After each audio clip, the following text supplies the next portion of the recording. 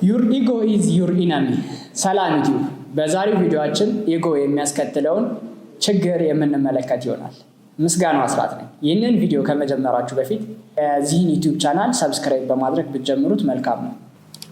በዛሬው ቪዲዮአችን የምንመለከተው ኢጎ ምን ማለት ነው የሚለውን ዲፊኒሽን ካየን በኋላ ኢጎ የሚያስከትለውን ችግር ደግሞ የምንመለከት ይሆናል። ስለዚህ ከዚህ ደግሞ እንዴት መውጣት እንችላለን የሚለውን የምናይ ይሆናል።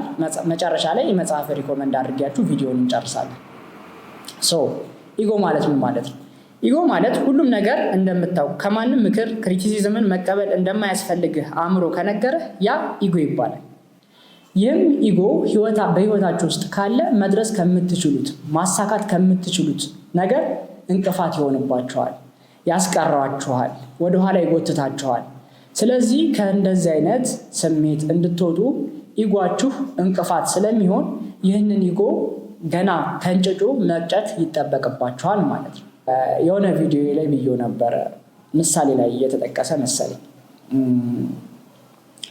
ተግሳጽና ምክርን የሚወድ እውቀትን ይወዳል፣ ተግሳጽንና ምክርን የማይወድ ግን ደንቆሮ ነው ይላል። ይሄን ያለው ጠቢቡ ሰለሞን ነው እና ባይብል ላይ ተጽፎ ይገኛል። ክሪቲሲዝምን ማለት ነው። ክሪቲሲዝምን አይቀበሉም። ኢጓቸው በጣም ከፍተኛ የሆኑ ሰዎች ሁልጊዜም እኔ ልክ ነኝ ብለው ነው የሚያስቡት። ሁልጊዜም አካሄዴ መንገዴ ጥሩ ነው ብለው ነው የሚያስቡት። ስለዚህ ሊያድጉ አይችሉም ማለት ነው። ኢጎንና ኮንፊደንስን የሚያምታቱ ሁለት እሳቤዎች አሉ። ኢጎና ኮንፊደንስ የተለያዩ ናቸው። ኮንፊደንስ ማለት ዋጋህን ተረድተህ በትህትና ውስጥ መመላለስ። ኮንፊደንስ ምን ማለት ነው? በራስ መተማመን ማለት ነው። በራስ ስትተማመን አትመጻደቅ። ኢጎ ግን ከፍተኛ ከሆነ ተመጻዳቂ ነው የምትሆን።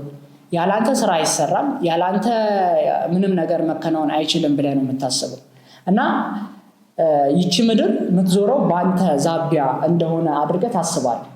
ያ ስህተት ነው። ያላንተ ስራዎች መሰራት ይችላሉ።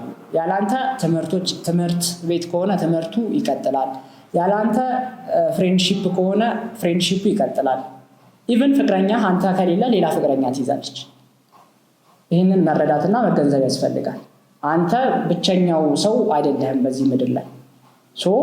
ይህንን መገንዘብና መረዳት ስትችል ኢጎ ወይም ደግሞ ይሄ ካለኔ አዋቂ የለም፣ ክሪቲሲዝምን አልቀበልም፣ ምክርን አልቀበልም፣ በራሴ ሙሉ ነኝ ብለህ ስታስብ በጣም አስቸጋሪ ነው የሚሆነው።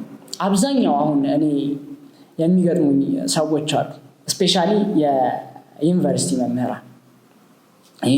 መምህራን ጥያቄ ስትጠይቃቸው እንኳን እንትን የሚሉ ይመስላቸዋል። ማለት ጥያቄ ስትጠይቃቸው ላይክ ካልመለሱልህ ወይም ደግሞ የሆነ እውቀታቸውን ለመፈታተንና ኢጓቸውን ለመንካት የሚመስላቸው የዩኒቨርሲቲ መምህራን አሉ፣ ፖለቲከኞች አሉ፣ ፖሊሶች አሉ። በሁሉም የስራ መስክ ላይ እንደዛ አይነት ሰዎች አሉ። እንደዛ መሆን የለበትም። ካላወቀ ኦኬ እንዴት ነው የሚሰራው ይሄ ምንድን ነው ብሎ መጠየቅ፣ ሃምብል መሆን።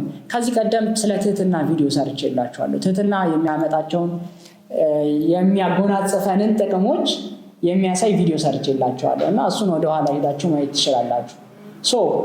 ኢጎ ምንድነው? ጠላታችን ነው። ከዚህ ስሜት መውጣት ይጠበቅብናል።